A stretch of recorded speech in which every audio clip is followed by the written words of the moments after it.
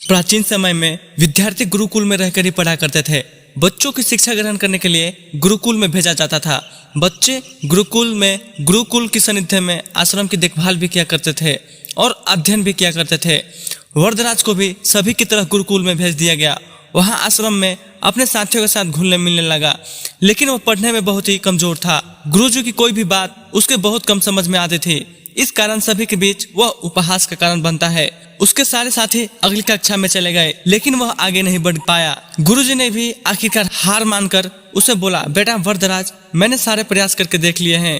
अब यही उचित होगा कि तुम यहाँ अपना समय बर्बाद मत करो, अपने घर चले जाओ और घर वालों के काम में मदद करो। वरदराज ने भी सोचा कि शायद विधा मेरी किस्मत में नहीं है और भारी मन से गुरुकुल से घर की तरफ निकल गया। दोपहर का समय था। रास्ते में उसे प्यास लगी। इधर उधर देखने पर उसने पाया कि थोड़ी दूर पर कुछ महिलाएं कुएं से पानी भर रही थी।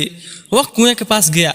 वहाँ पत्थरों पर रस्सी के आने जाने से निशान बने हुए थे। तो उसने महिलाओं से पूछा, यह निशान आपने कैसे बनाए?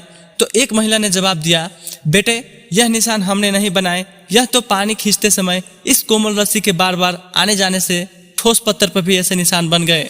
वरदराज सोच में पड़ गया। उसने विचार किया कि जब एक कोमल रस्सी के बार बार आने जाने से एक ठोस पत्थर पर गहरे निशान बन सकते हैं, तो नियंत्रण अभ्यास से विधा ग्रहण क्यों नहीं कर सकता। वरदराज ढेर सारे उत्साह के साथ वापस गुरुकुल गया और अथक कड़ी मेहनत की। गुरुजी ने भी खुश होकर भरपूर सहयोग किया। कुछ ही सालों बाद वही मंदबुद्धि बालक आगे चलकर संस्कृत व्याकरण का महान विद्वान बना। दोस्तों, अभ्यास की शक्ति का तो कहना ही क्या है।